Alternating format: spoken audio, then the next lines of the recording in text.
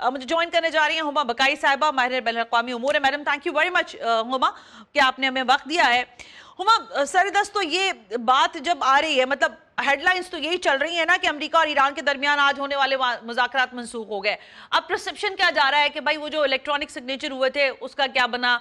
अच्छा, फिर वो आपको पता है कि 60 रोजा रोड मैप मौजूद है जिसमें दोनों फरीकैन जो हैं वो जंगबंदी पर भी जाहिर है तैयार भी रहे हैं और वो जंगबंदी मौजूद है, लेकिन उसके साथ साथ दोनों जानिब जो है वो गुफ्तगू का सिलसिला भी जारी रहेगा। लेकिन इस खबर के आने से क्या वो सारा जो एपिसोड गुजरा है पिछले सारे मुज़ाकरात के अमल का, उससे कहीं आपको लगता है कोई बैड टेस्ट आया है सामने?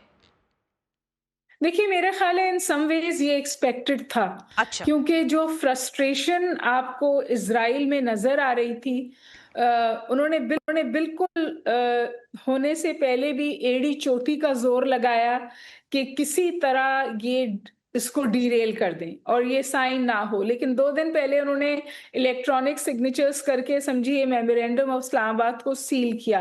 अभी राइट। भी मैं समझती हूँ कि ईरान भी कमिटेड नज़र आता है और यूएस भी कमिटेड नज़र आता है और यूएस की भी फ्रस्ट्रेशन नज़र आती है इज़राइल के साथ, क्योंकि इज़राइल जो है अब स्पॉइलर से ज़्यादा एक समझिए फ्रस्ट्रेटेड एंटिटी बन गया है। जो हमला कल रात को उन्होंने किया जी। बेरूत पे, उसके बाद आपको पता है ना कि उनके अपने 4 फौजी मारे गए इजराइल के। और उन 4 फौजियों के मारे जाने पर एक बार फिर इज़राइल में बहुत गुस्सा है और एक बहुत तकलीफ़देह ट्वीट उन्होंने की है कि वहाँ की 4 अगर हमारी 4 माएँ रोई हैं तो लेबनान की हर माँ रोएगी।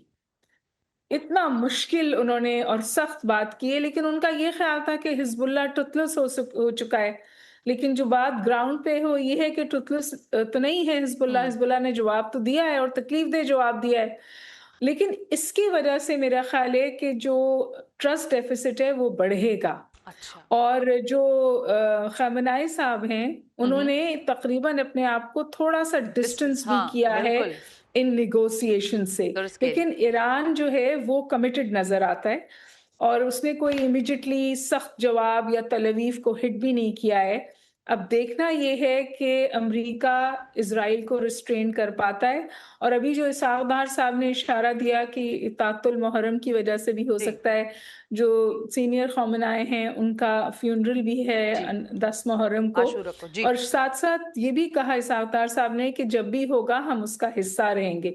तो मेरे ख़्याल है पाकिस्तान जो है अपना किरदार पसे पर्दा यहाँ रहेगा। अच्छा। पाकिस्तान इस पीस प्रोसेस को ऑन ट्रैक रखने में अपनी कोशिश डालता रहेगा, न सिर्फ पाकिस्तान बल्कि कतर भी, सऊदी अरेबिया भी और दीगर ममालिक भी।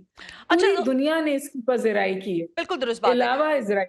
अच्छा हुमा, जब हम ये बात कर रहे हैं तो ज़ाहिर सूरत हाल हमारे साथ आप कह रही हैं कि दुनिया ज़ाहिर सफारतकारी को भी न सिर्फ ही कि सपोर्ट करती है बल्कि पाकिस्तान को मैं बार बार कह रही हूँ कि बहुत ज़्यादा इंपॉर्टेंस दुनिया के ग्लोब पर मिली है।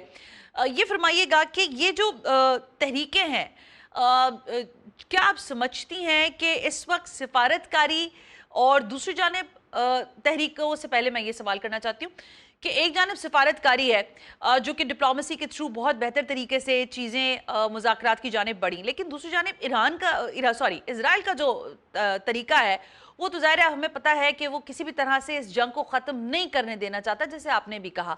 इस बीच में अमेरिका कैसे विंडो बनाएगा कि वो इजराइल को, क्योंकि अभी भी मैं देख रही थी डोनाल्ड ट्रंप का इंटरव्यू है, उसमें वो कह रहे हैं कि इजरायली वजीर आजम को थोड़ा बहुत काबू में रखना होगा और वो इजराइल जो है वो मेरे कहे बगैर कुछ भी नहीं करता। इसमें बीच में अगर इजराइल को विंडो तलाश करता है सारे अमल को सबूताश करने की, तो फिर आप उस मंजरनामे को कैसे देखती हैं? देखिए, जो 14 नुकात आए हैं उसमें इन प्रॉक्सीज़ का तो कोई ज़िक्र नहीं है। लेकिन अगर आप ओवरऑल वेस्ट एशिया की एनवायरनमेंट देखें कि अगर वहाँ पर रूल ऑफ लॉ हो, वहाँ पर यूनाइटेड नेशंस कोई किरदार अच्छा। अदा कर सके, अगर गज़ा में वो सब कुछ इज़राइल को करने की इजाज़त ना दी जाती जो इज़राइल आज भी कर रहा है, तो फिर इन मज़ाहमती ऑर्गेनाइज़ेशंस की ज़रूरत नहीं रहती। ठीक हो गया। ये तो रिएक्शन के तौर पे बिल्कुल बनी सही है। ना। Hamas, Hezbollah. हमास बिल्कुल। रिएक्शन के तौर पे जी जी। सामने आई, हिज़्बुल्लाह रिएक्शन के तौर पे ऐसे ही। सामने आई, हुटीज़ रिएक्शन के तौर पे सामने बिल्कुल आए। दुरुस्त है। ईरान की इनकी फंडिंग जंग को अपनी दहलीज से दूर रखना था। और वो रखने में कामयाब हुआ। और जंग जब उसकी दहलीज पर आई तब भी ये नॉन स्टेट एक्टर्स उसके लिए सपोर्ट थे। लेबनान में जो नई बात हुई है वो ये है कि लेबनान की ऊपर जो हमले हैं उसको ईरान ने जोड़ा है पीस डील में। एक सोवरेन स्टेट ने दूसरी सोवरेन स्टेट के हमलों को पीस डील का हिस्सा बनाया है, और इस जंग के दौरान उन्होंने ओपनली हिजबुल्लाह को ओन किया है। दुरुस्त है। ये सबसे मैं समझती हूँ पैराडाइम शिफ्ट है इस पूरी सूरत हाल में। ईरान उनकी फंडिंग उस वक्त तक करेगा जब तक ईरान को ये फीलिंग होगी कि उनको जिंदा रखना जुड़ा हुआ है उसकी अपनी बका से। लेकिन जो एक और तब्दीली है वो ये कि जिस तरह खलीजी ममालिक और सऊदी अरब जुड़ा हुआ था इजराइल के साथ, अब ऐसा नहीं। सऊदी अरब ऑल्टरनेटिव सिक्योरिटी फ्रेमवर्क ढूंढ रहा है। इस खलीजी ममालिक अपने फैसले करना चाहते हैं। तो ये जो वेस्ट एशिया का सिक्योरिटी आर्किटेक्चर तब्दील हो रहा है, अगर ये वाकई तब्दील हो जाता है और ईरान की इनसिक्योरिटीज कम हो जाती हैं, तो फिर इन ऑर्गेनाइजेशंस का थ्रस्ट तब्दील हो जाएगा।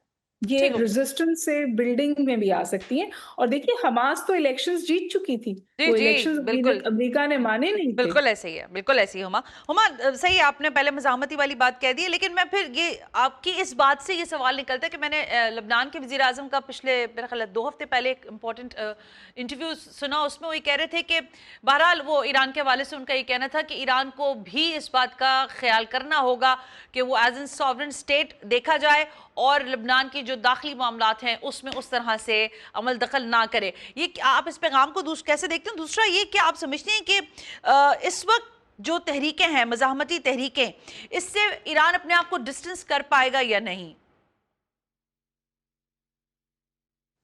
ईरान के साथ तो कोई भी नहीं खड़ा बना था ना जी। ईरान ने तो अपने आप को खुद खड़ा रखा था और खड़ा रहा। जो हमले इजराइल और अमेरिका ने मिलके किए, ये ईरान की एबिलिटी थी इस हार्ड पावर को रेजिस्ट करने की और फिर उसका सख्त जवाब देने की।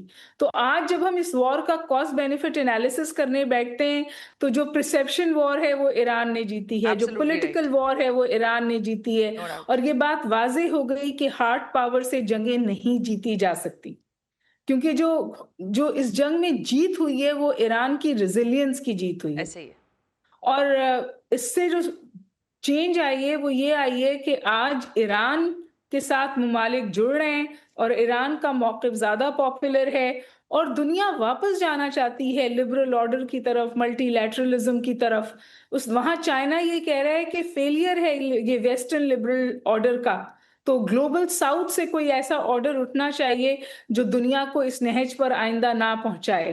तो देखिए ये जो इंटरेस्टिंग। जो चेंजेस जिनकी इस वक्त शुरुआत हुई है ये क्रिस्टलाइज होंगी कि आगे किस तौर सूरत हाल बनती है। लेकिन एक बात तय है, देखिए कुछ चीजें हो रही थी, इब्राहिम एकॉर्ड्स डन था, यस, बोर्ड ऑफ पीस की बात हो रही थी गजा की, ये तो इस जंग के मलबे में दफन हो गए।